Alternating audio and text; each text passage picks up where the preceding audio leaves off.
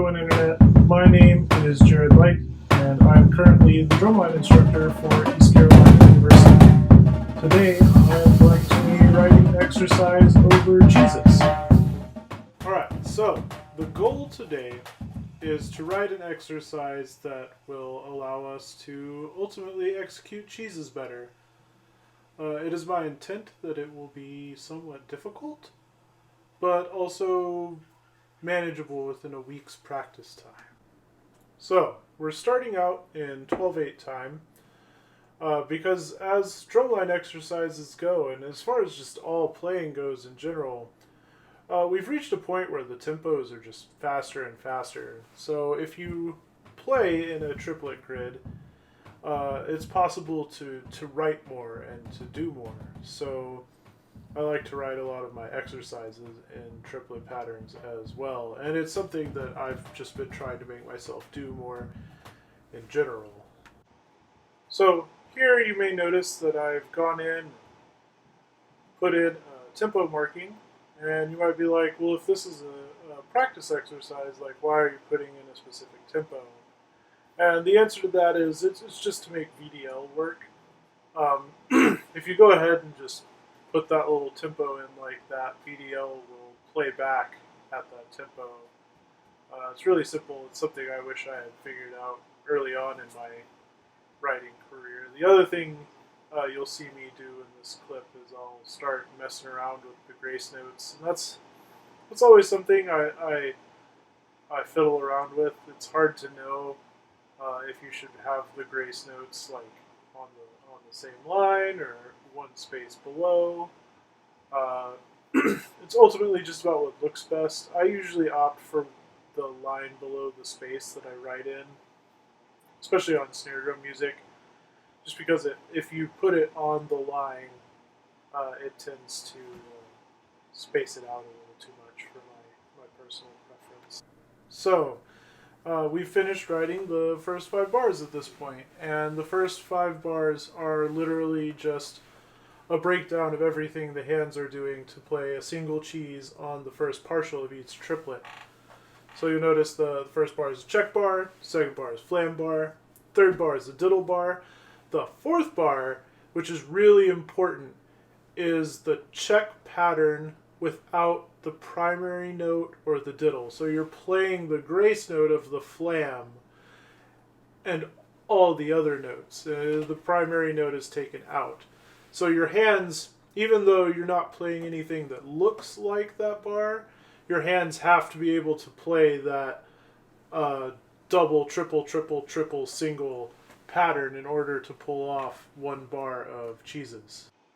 So, as I begin working on the second section, which deals with cheeses on the second partial, it's worth noting one quick Sibelius trick here, just to make your life a little bit easier. When you input the grace notes for the flams, instead of going all the way to the keypad and clicking the tie button for each one, or even reaching over to your numpad and using that shortcut, you can just use the S button, which creates a slur marking, which as far as drums are concerned is basically the same thing as a tie. And I haven't found that it changes the VDL playback in any noticeable way, so why not just go ahead and do that? Save yourself some time. So starting in measure 6, you can see I played another check bar, and I started to break the hands down in measure 7, and noticed that that's the same pattern as the Swiss triplet. So I decided to go ahead and put a bar of Swiss triplets in there, just because it's always good to relate your breakdowns to things you already know if you can. It makes you comfortable quicker. Now I did make a couple errors in this section, just some things I wish I had added. First, I wish I had written measure 7 and 8 in the reverse sticking as well. And the same goes for measure 9. And actually, when I play the exercise, I'm not playing the inverse sticking of 7 and 8, but I am playing the inverse sticking of 9, because as I was practicing, I found it was really important to be able to execute measure 10 and measure 11, that you play the inverse sticking of measure So now we are into the third section of the exercise, which focuses on cheeses on the third partial of the triplet.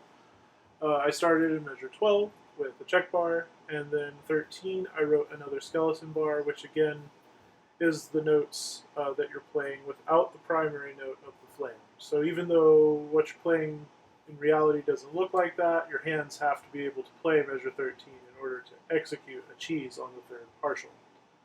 Then 14 is the diddle bar, diddle on the third partial, of course. 15 is flams on the third partial.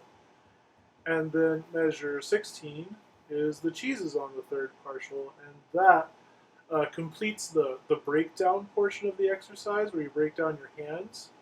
And now we are going to get into a standard 4-2-1 pattern to finish it off.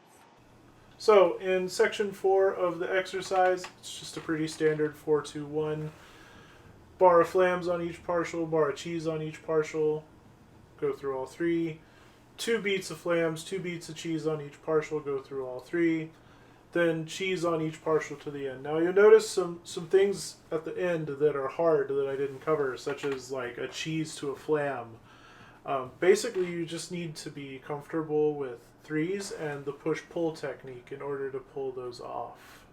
So happy practicing. So that's the exercise. I've decided to call it Cheesy 1 because I have a feeling there's probably going to be a Cheesy 2. So, that being said, I'm going to take this and practice for a week, and then I'm going to put out a video on my thoughts about it. I'm also going to give it out to my students and link it in the description below, so if anybody sees this and wants to practice it themselves and potentially give me some feedback on it, they can. Shout out real quick, thanks to my sponsors, Saludos Percussion. They endorse me and the university, and they're great. If you have any questions, feel free to ask.